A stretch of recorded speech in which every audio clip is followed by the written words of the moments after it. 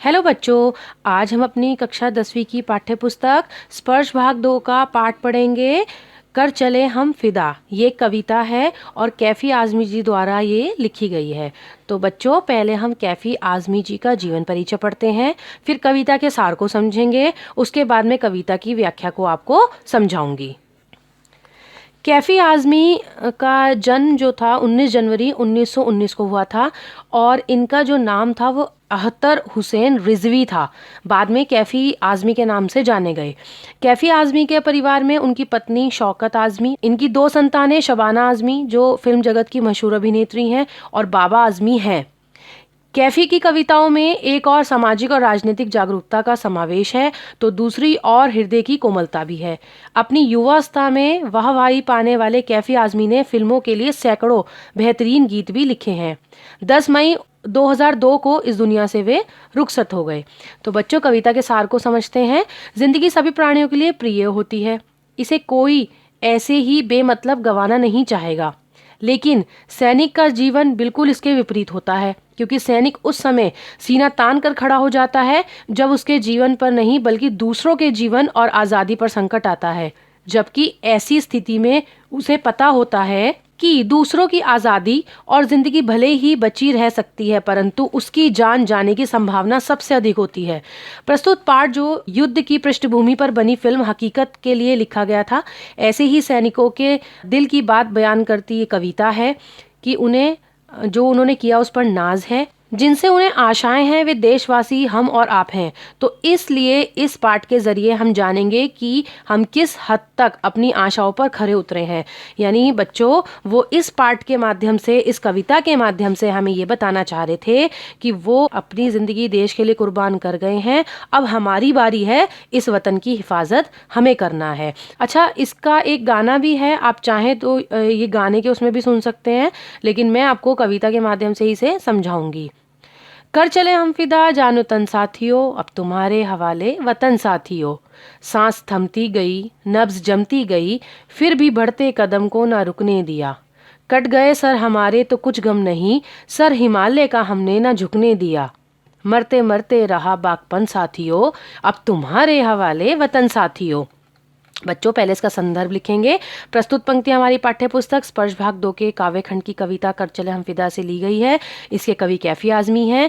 फिर प्रसंग लिखेंगे। संदर्भ मैंने एक ही बार दिया है, हर पंक्तियों के साथ आप यही संदर्भ लिखेंगे। प्रसंग मैंने अलग अलग दिया है, तो आप प्रसंग अलग अलग ध्यान से सुनेंगे। इन पंक्तियों का प्रसंग सुनिए आप। इन पंक्तियों में कवि एक वीर सैनिक का अपने देशवासियों को दिए गए आखिरी संदेश का वर्णन कर रहा है। इसमें जो है कवि जो है हमें बता रहा है कि हमें कैसे वो लोग जो है देश पे अपनी जान को न्यौछावर कर दिया उन्होंने। फिदा का मतलब न्यौछावर है और हवाले का मतलब अब सौंपना है। बागपन का मतलब होता है वीरता का भाव। व्याख्या देखिए, कवि कहते हैं कि सैनिक अपने आखिरी संदेश में कह रहे हैं कि वो अपने प्राणों को देश हित के लिए न्यौछावर कर रहे हैं। अब ये देश हम जाते जाते आप देशवासियों को सौंप रहे हैं। सैनिक उस दृश्य का वर्णन कर रहा है कि जब दुश्मनों ने देश पर हमला किया था। सैनिक कहते हैं कि जब हमारी सांसें हमारा साथ नहीं दे रही थी और हमारी नाड़ियों में खून जमता जा रहा था, क्योंकि ये हिमालय के घटना है बच्चा, आपको पता है वहाँ पे ठंडा कितना होता है। इतनी ठंड में भी वो लोग लड़ रहे थे, फिर भी हमने अपने बढ़ते कदम को जारी रखा, अर्थात दुश्मनों को पीछे धकेलते गए। सैनिक गर्व से कहता है कि हम अपने सर भी कटवा लें तो कोई गम नहीं, खुशी खुशी कटवा लेंगे, लेकिन हमारे जो गौरव है, हमारे देश का जो गौरव है, जो प्रतीक है हमारे देश का यानी हिमालय, हम उसके सिर को झुकने नहीं देंगे। यानी हम दुश्मनों के सिर काट देंगे लेकिन हिमालय के सिर को नहीं झुकने देंगे और मरते दम तक वीरता के साथ दुश्मनों का मुकाबला करते रहेंगे।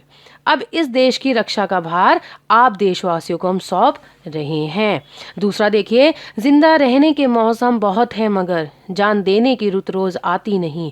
हुस्न और इश्क दोनों को रुसवा करे वो जवानी जो खून में नहाती नहीं। आज धरती बनी है दुल्हन साथियों, अब तुम्हारे हवाले वतन साथियों।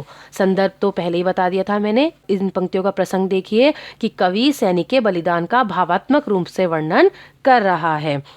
इसमें रुत का मतलब मौसम है और हुस्न यानी सुंदरता और रुस्वा यानी बदनाम करे और खून, खून का मतलब है खून। तो व्याख्या देखिए, सैनिक कहते हैं कि हमारे पूरे जीवन में हमें जिंदा रहने के कई अवसर मिलते हैं, लेकिन देश के लिए प्राण न्यौछावर करने की खुशी कभी कभी किसी किसी को ही मिल पाती है। अर्थात सैनिक देश पर मर मिटने का एक भी मौका नहीं खोना चाहते। सैनिक देश के नौजवानों को प्रेरित करते हुए कहते हैं कि सुंदरता और प्रेम का त्याग करना सीखो, क्योंकि वो सुंदरता और प्रेम ही क्या, वो जवानी ही क्या जो देश के लिए अपना खून ना बहा सके। सैनिक देश की धरती को दुल्हन की तरह मानते हैं और कहते हैं जिस तरह दुल्हन को स्वयंवर में हासिल करने के लिए राजा किसी भी मुश्किल को पार कर जाते थे, उसी तरह तुम भी अपनी इस दुल्हन को दुश्मनों से बचाकर रखना और इसके लिए कुछ भी कर जाना, क्योंकि अब इस देश की रक्षा और दायित्व जो है तुम पर ही हम छोड़े चले जा रहे हैं। राह कुर्बानियों की ना वीरान हो, तुम सजाते ही रहना नए काफिले। फतेह का जश्न इस जश्न के बाद है, जिंदगी मौत से मिल रही गले। बांध लो अपने सिर से कफन साथियों, अब तुम्हारे हवाले वतन साथियों। इन पंक्तियों में सैनिक देशवासियों को देश के लिए बलिदान करने के लिए तैयार कर रहे हैं, उन्हें तैयार रहने के लिए कहते हैं। व्याख्या देखिए, सैनिक कहते हैं कि हम तो देश के लिए बलिदान दे रहे हैं, परंतु हमारे बाद भी ये सिलसिला चलते रहना चाहिए। जब भी जरूरत हो इस देश की रक्षा के लिए एकजुट होकर आगे आना। जीत की खुशी तो देश पर प्राण न्यौछावर करने की खुशी के बाद दुगनी हो जाती है।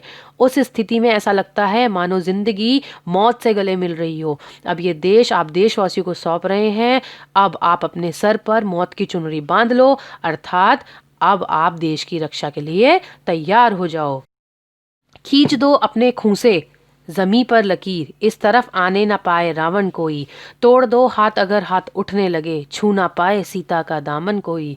राम भी तुम ही लक्ष्मण साथी हो, अब तुम्हारे हवाले वतन साथी हो। क्या कह रहे हैं अंतिम पंक्तियों में कवि, प्रसंग देखिए पहले। इन पंक्तियों में सैनिक देश वासियों को प्रेरित कर रहे हैं। कह रहे हैं कि सैनिक कहते हैं कि अपने खून से लक्ष्मण रेखा के समान एक रेखा तुम भी खींच लो और ये तय कर लो कि उस रेखा के पार कोई भी रावण रूपी दुश्मन ना आ पाए। उस रेखा को मतलब कोई भी पार ना कर पाए। जैसे कि लक्ष्मण ने सीता जी के लिए लक्ष्मण रेखा खींची थी कि रावण जो है अंदर ना आ सके, इसी तरह तुम भी एक अपने खून से एक लकीर खींच दो कि कोई भी बाहर का दुश्मन आपके देश में ना आ सके। सैनिक अपने देश की धरती को सीता के आंचल की तरह मानते हैं और कहते हैं कि अगर कोई हाथ आंचल को छूने के लिए आगे बढ़े तो उसे तोड़ दो। अपने वतन की रक्षा के लिए तुम भी राम हो और तुम ही लक्ष्मण हो। अब इस देश की रक्षा का दायित्व तुम पर ही है। तो आप ये वीडियो को ध्यान से सुने, समझें, मुझे कमेंट करके बताएं कि आपको ये समझ में आई। इस वीडियो को लाइक करें, शेयर करें ताकि और बच्चों तक भी ये वीडियो पहुंच सके। धन्यवाद।